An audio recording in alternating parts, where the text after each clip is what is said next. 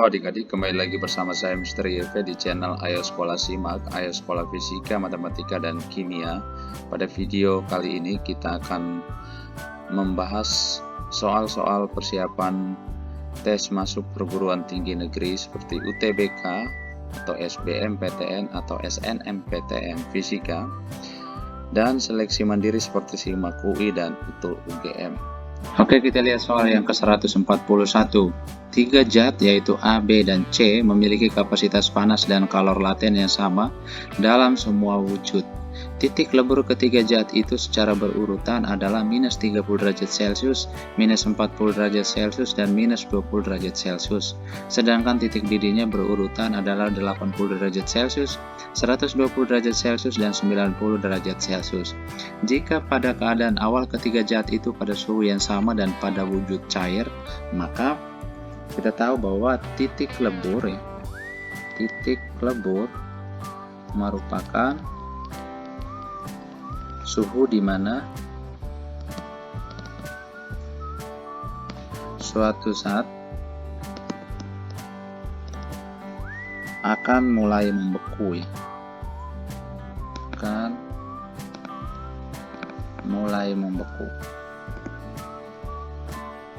Kemudian titik didih misalnya TD itu merupakan suhu di mana suatu zat akan mulai mendidih.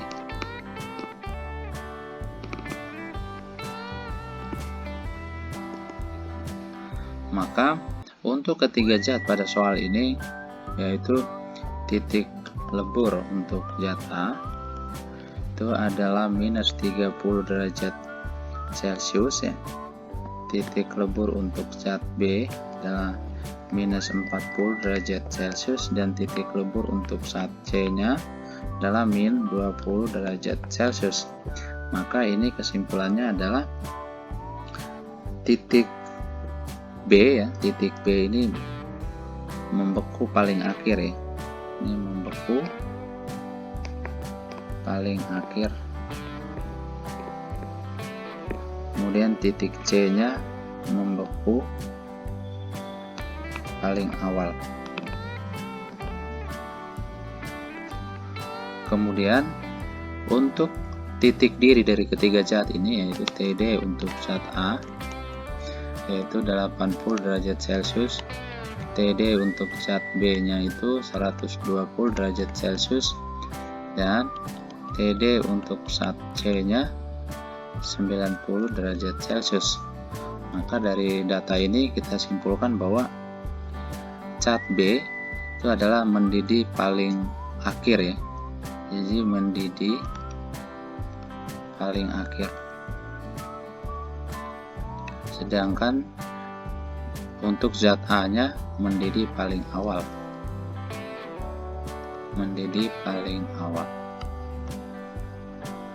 Maka untuk soal ini jawaban yang sesuai adalah pada option D. Jadi zat B membeku paling akhir, kemudian mendidih paling akhir.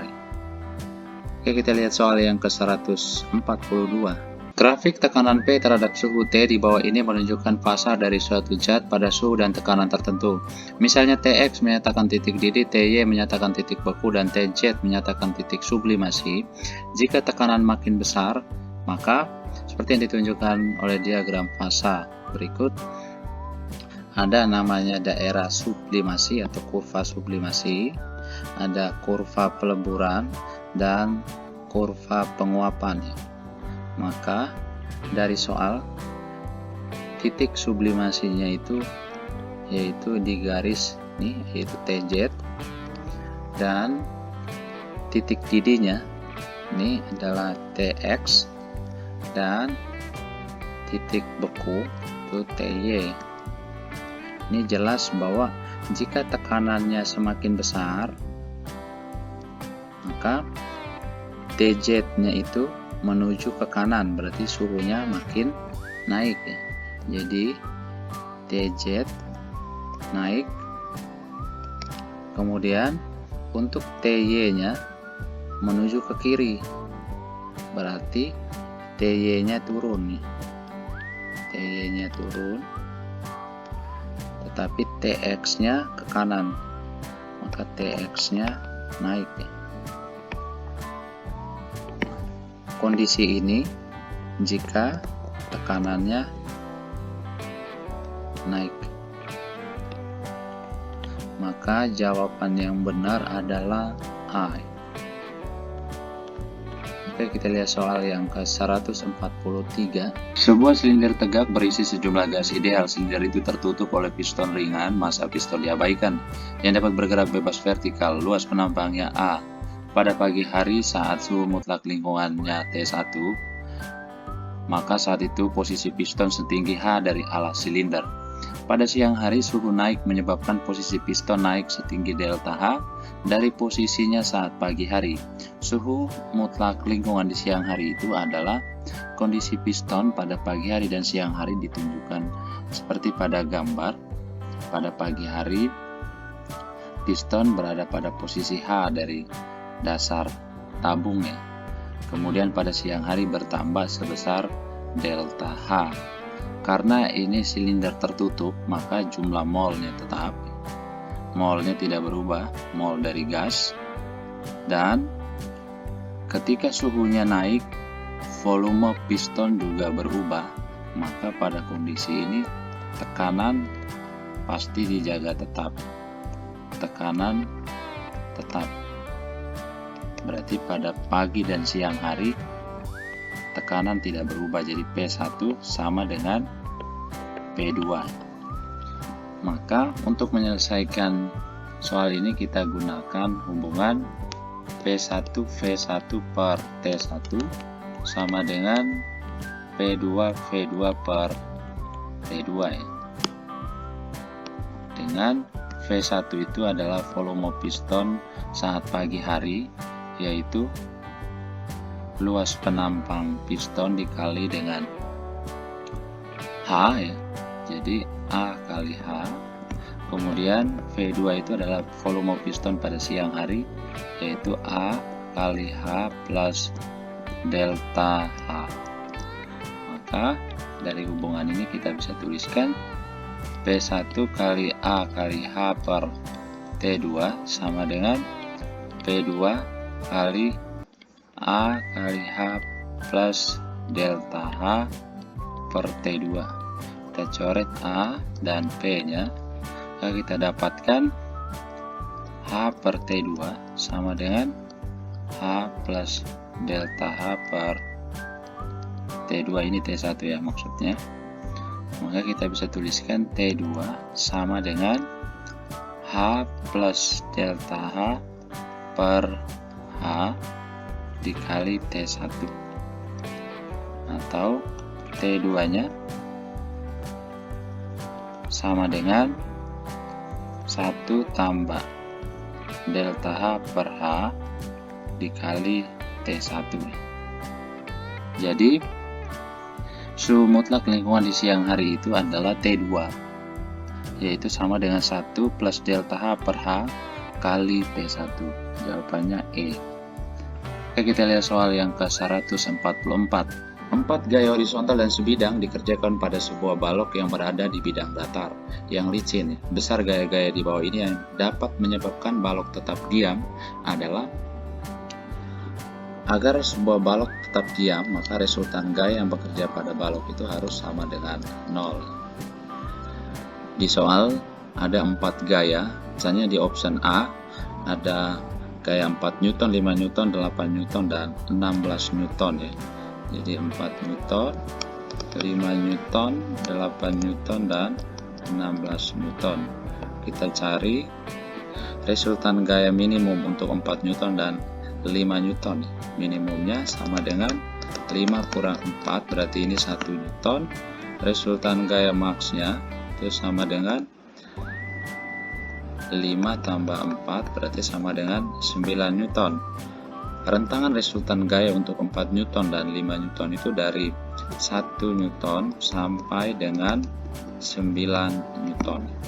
Kemudian untuk gaya 8 Newton dan 16 Newton, R min ya, itu sama dengan, atau resultan minimumnya adalah 16 kurang 8, berarti ini 8 Newton.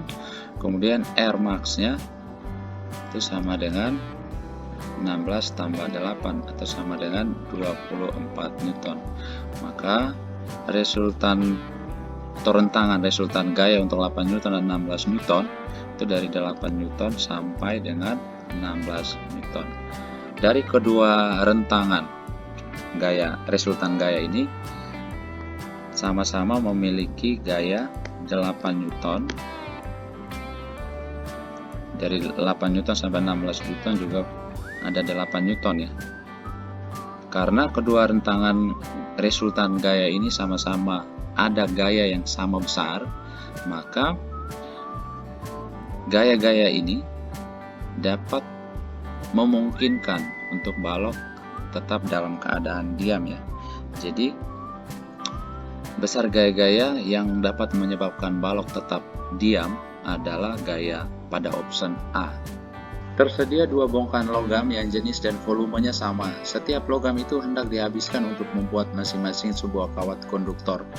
Radius penampang kawat pertama adalah 1,0 mm, sedangkan radius penampang kawat kedua 2,0 mm. Perbandingan hambatan kawat pertama terhadap kawat kedua adalah, pada soal ini ditanyakan perbandingan hambatan dua kawat, misalnya kawat 1 hambatannya R1 dan kawat 2 hambatannya R2. Jadi ditanya perbandingan R1 dan R2 ya. Dengan jari-jari penampang kawat 1 R1 itu sama dengan 1,0 mm dan jari-jari penampang kawat 2 2,0 mm. Karena volumenya sama, jadi kita bisa tuliskan V1 volume sama dengan V2 ya. Dengan V ini sama dengan volume. Karena volumenya sama, maka kita bisa tuliskan volume itu kan sama dengan luas penampang kali panjangnya. Berarti A ya, A1 kali panjang kawat 1 sama dengan A2 kali panjang kawat 2 ya. Dengan A1 itu sama dengan luas penampang ya. Untuk kawat 1 berarti PR 1 kuadrat dikali L1 sama dengan PR2 kuadrat kali L2. P nya kita coret, kita dapatkan perbandingan L1 per L2 itu sama dengan R2 per R1 pangkat 2 itu jadi sama dengan 2,0 mm bagi 1,0 mm pangkat 2. Nah, ini sama dengan 4 ya. Berarti L2 itu sama dengan 1/4 L1. Jadi L2 sama dengan 1/4 L1 ya. Atau L1 sama dengan 4 L2. Jadi dengan menggunakan hubungan R sama dengan R sama dengan rho kali L per A, dengan rho ini sama dengan hambat jenis kawat ya. Hambat jenis kawat. Maka kita bisa tuliskan R1 banding R2 itu sama dengan rho 1 per rho 2 dikali L1 per L2 dikali A2 per A1 atau sama dengan rho 1 per rho 2 kali L1 per L2 kali Pi R2 kuadrat per Pi R1 kuadrat. Ini kita coret karena rho nya sama ya, karena kan rho nya sama diketahui di soal, rho 1 sama dengan rho 2, maka kita bisa tuliskan R1 per R2 nya sama dengan L1 per L2 kali R2 per R1 pangkat 2 sama dengan, kita tahu bahwa L1 per L2 nya sama dengan 4 ya, kali R2 per R1 berarti 2 per 1 pangkat 2. Kali ini sama dengan 16. Jadi R2 per R1 itu sama dengan 16 banding 1. Jadi jawabannya B. Oke, kita lihat soal yang ke-146. Seorang pengamat berdiri pada jarak tertentu dari sebuah sumber bunyi. Pengamat itu mengukur taraf intensitas bunyi dari sumber tadi sebesar 30 desibel. Kemudian pengamat itu berjalan pada garis lurus menuju ke arah sumber bunyi. Saat dia berjalan sejauh 90 meter, taraf intensitas bunyi dari sumber itu terukur menjadi 50 desibel. Jarak mula-mula pengamat itu ke sumber bunyi adalah, pada soal diketahui misalnya ini sumber bunyi dan pengamat berada pada posisi R1 ya, dari sumber bunyi. Mendengar taraf intensitas satunya sama dengan 30 desibel. Kemudian pengamat itu berjalan pada garis lurus menuju ke arah sumber bunyi sejauh 90 meter. Sejauh 90 meter, maka jarak pengamat dari sumber bunyinya menjadi R2 itu sama dengan R1 kurang 90 ya, karena pengamat menuju ke sumber bunyi sejauh 90 meter. Dengan taraf intensitas 2-nya, TI2-nya menjadi 50 desibel. Kita selesaikan soal ini dengan menggunakan hubungan TI2 dikurang TI1 sama dengan 10 log R1 per R2 kuadrat. Dengan TI2-nya 50 dikurang 30 TI1 sama dengan 10 log R1 per R2-nya R1 kurang 90 kuadrat. Atau sama dengan 20 sama dengan, ini jadi 20 log R1 per R1 min 90. Kita coret, maka kita dapatkan 1 sama dengan log R1 per R1 min 90, atau log 10 sama dengan log R1 per R1 min 90. Kita coret lognya, kita kali silang, kita dapatkan R1 sama dengan 10 R1 min 900, atau 900 sama dengan 9 R1, berarti R1 nya sama dengan 100 meter.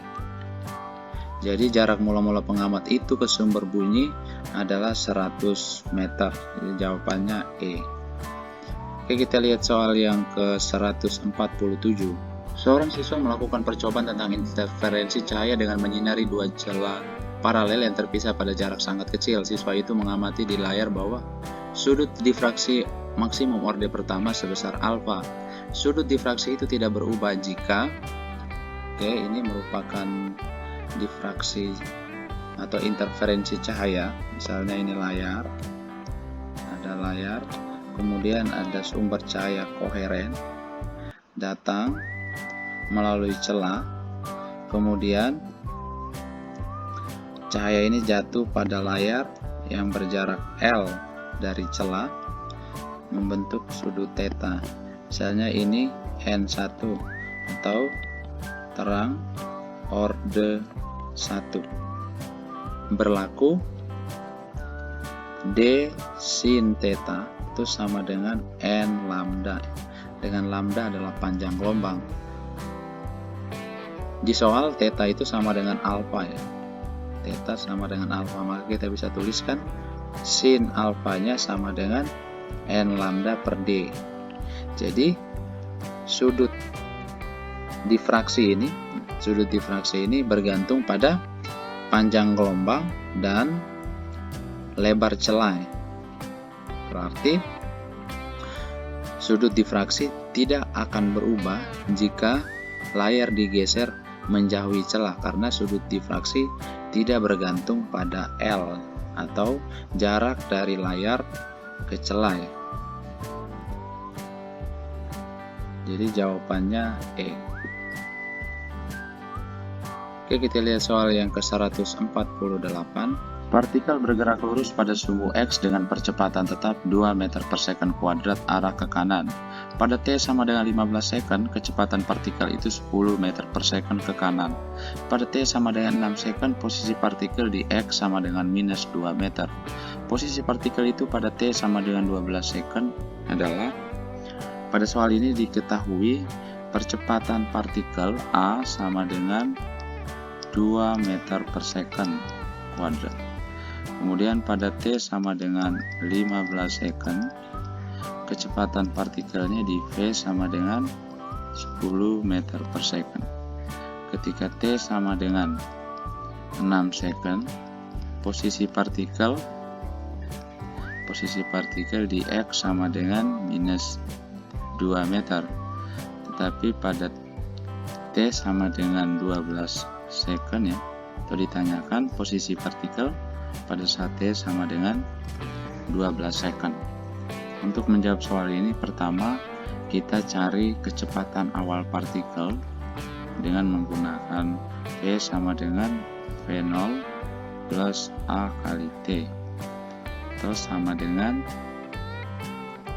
V nya kita ambil 10, V0 kita cari, ini 2 dikali T nya 15, maka kita dapatkan V0 sama dengan 10 kurang 30 atau sama dengan minus 20 meter per second.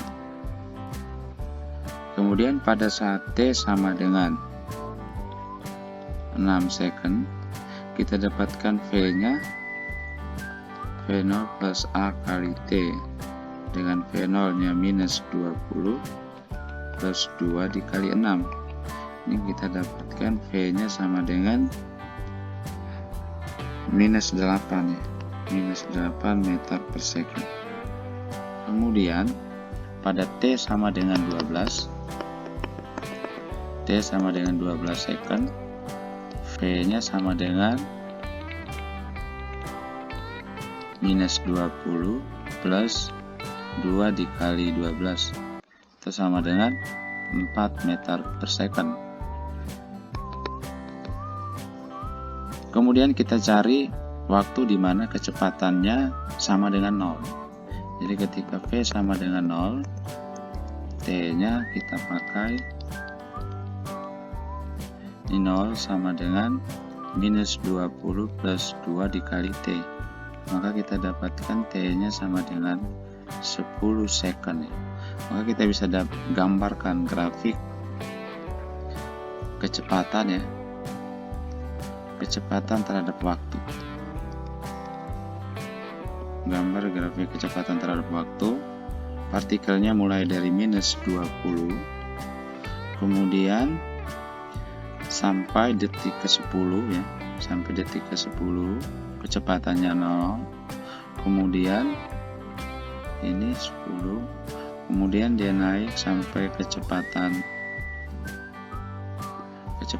4 ya, 4 meter per second, waktunya 12 detik. Nah, ketika T nya 6 ya, ketika T nya 6, misalnya di sini kecepatan partikelnya minus 8, kecepatan partikelnya minus 8 meter per second, maka kita coba mencari perpindahan partikel dari T sama dengan 6 ya, ini T6 sampai T nya 12 second. Berarti perpindahannya sama dengan luas di bawah grafik VT, yaitu grafik 1, misalnya grafik satunya di sini, ini grafik 2. Berarti perpindahannya delta X untuk 6 sampai 12 second itu sama dengan setengah kali 6 kali 4 ya. Alasnya 4, dari 6 ke 10 berarti 4 ya. Dikali tingginya minus 8. Dikali tingginya minus 8 ditambah setengah kali dari 10 ke 12 berarti alasnya 2 dikali tingginya 4. Maka kita dapatkan perpindahan dari 6 second ke 12 second itu sama dengan minus 12 meter.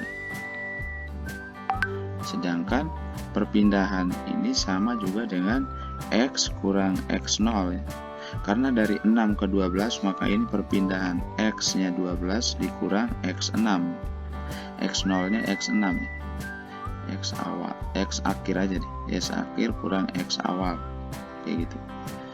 Nah, maka ini minus 12 sama dengan X 12 dikurang X6 tadi itu adalah minus 2 ya, minus 2. Maka kita bisa tuliskan di sini X12 itu sama dengan minus 14 meter. Jadi pada T sama dengan 12 second posisi partikel itu pada X sama dengan minus 14 meter atau 14 meter di kiri titik asal. Jawabannya B. Oke, kita lihat soal yang ke-149. Pada T sama dengan 0 second, balok bermasa M sama dengan 2 kg berada di posisi X sama dengan minus 4 meter dan sedang bergerak pada sumbu X dengan kecepatan 20 meter per second ke kiri. Sejak T sama dengan 0 second pada benda itu diberikan gaya F sama dengan 15 Newton seperti pada gambar. Koefisien geser kinetik balok ke bidang adalah 0,5. Posisi balok ketika kecepatannya 5 meter per second arah ke kanan adalah. Untuk menyelesaikan soal ini, pertama kita gambar gaya-gaya yang bekerja pada balok.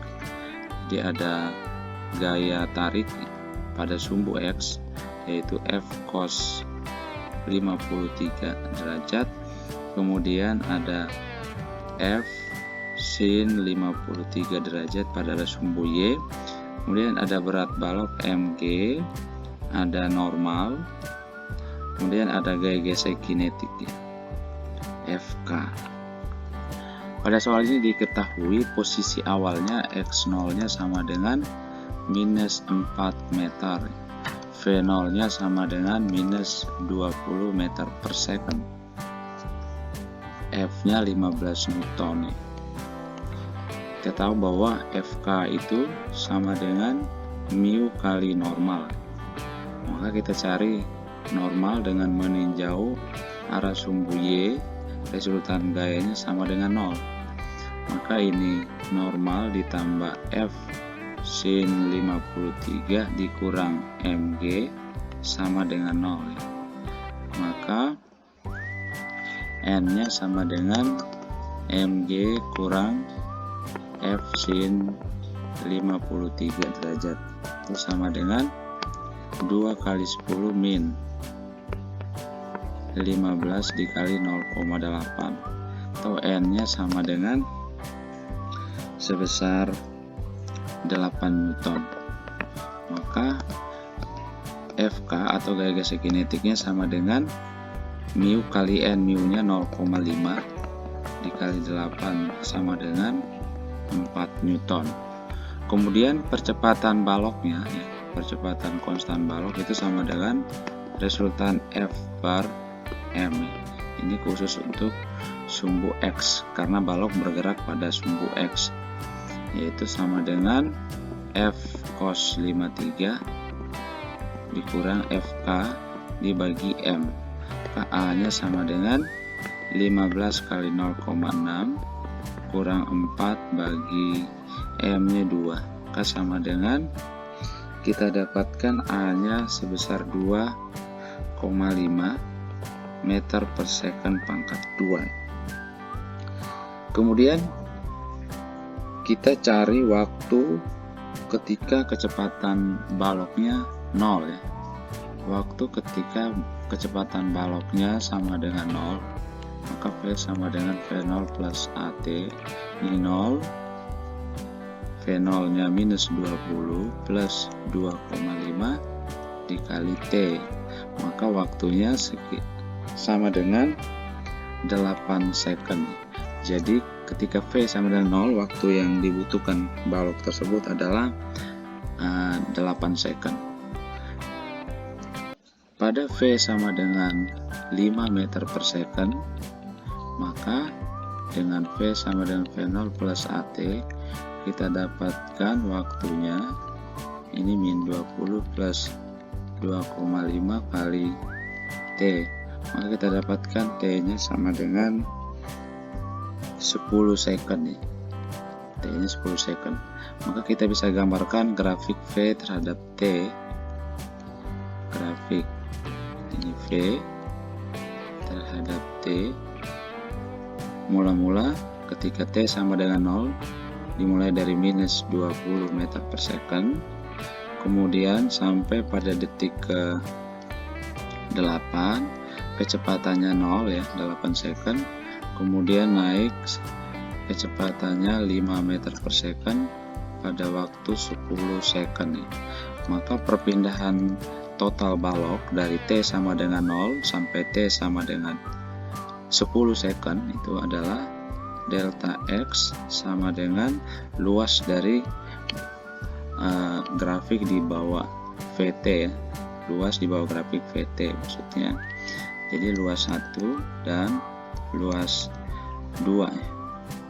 Maka delta X nya adalah setengah kali segitiga pertama alasnya 8, tingginya minus 20, ditambah setengah kali segitiga keduanya alasnya 2 dikali tingginya 5, maka ini sama dengan min 75 meter. Sedangkan perpindahan itu adalah dari 0 sampai 10 second, karena V 5 meter per second itu waktunya 10 second, berarti perpindahannya dari X 10 sampai X, dari X0 sampai X10, berarti X10 kurang X0 sama dengan min 75 meter ya maksudnya. Nah, kita tahu bahwa X0 nya min 4, berarti X10 atau posisi ketika kecepatannya 5 meter per second itu sama dengan X0 minus 75 atau sama dengan minus 4 minus 75 atau sama dengan minus 79 meter ya. Jadi posisi balok ketika kecepatannya 5 meter per second atau pada T sama dengan 10 second adalah minus 79 meter. Jawabannya D. Berikutnya untuk soal yang ke-150, ini sama dengan soal 149. Ya, pertanyaannya selang waktu di bawah ini agar kecepatan rata-rata balok adalah 0. Kita sudah dapatkan di soal 149 tadi percepatan balok sama dengan 2,5 meter per second kuadrat, sedangkan kecepatan awal balok itu minus 20 meter per second. Maka fungsi kecepatannya adalah V sama dengan minus 20 plus 2,5 kali T.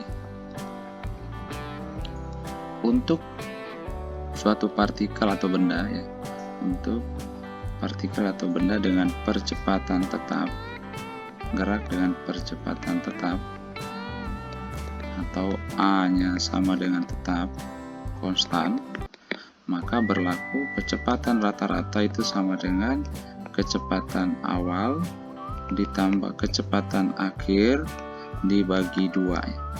Kecepatan awal tambah kecepatan akhir bagi 2. Maka dengan bantuan tabel dari T dan V ya, dari T nya 1, 2, 3, 4, 5, 6, 7, 8. Kita tahu bahwa pada T nya 8 second, V nya 0. Kita sudah bahas di soal 149. Ini 9, 10, 11. Nah, pada saat T-nya 1 detik, ini V-nya kita masukkan ke fungsi kecepatan, kita dapatkan minus 17,5. Kemudian pada saat T-nya 2 ini 15. Naik 2,5 ya. Maka ini menjadi minus 12,5. 4-nya minus 10, pada saat T-nya 5 ini minus 7,5, pada saat T-nya 6 ini minus 5, pada saat T-nya 7 minus 2,5.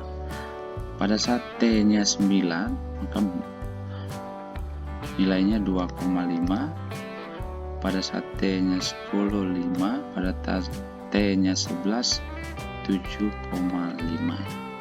Dari sini kita bisa lihat ketika T-nya 7 second, V-nya 2,5, dan ketika T-nya 9, V-nya 2,5 juga. Maka selang waktu dari T-nya 7 second sampai T sama dengan 9 second, itu V-nya V rata-ratanya 0. Dan ada lagi, kita lihat dari tabel, ketika T-nya 6 second dan T-nya 10 second, itu V-nya minus 5 dan 5. Berarti ketika T-nya 6 second ya, dan T-nya 10 second, maka kecepatan rata-rata juga sama dengan 0. Karena kita tahu bahwa awalnya minus 5, V-nya minus 5 ditambah 5 dibagi 2, jadi 0. Maka dari option yang ada, pilihannya dari 7 second sampai 9 second, atau dari 6 sampai 10 second ya. Jawabannya A.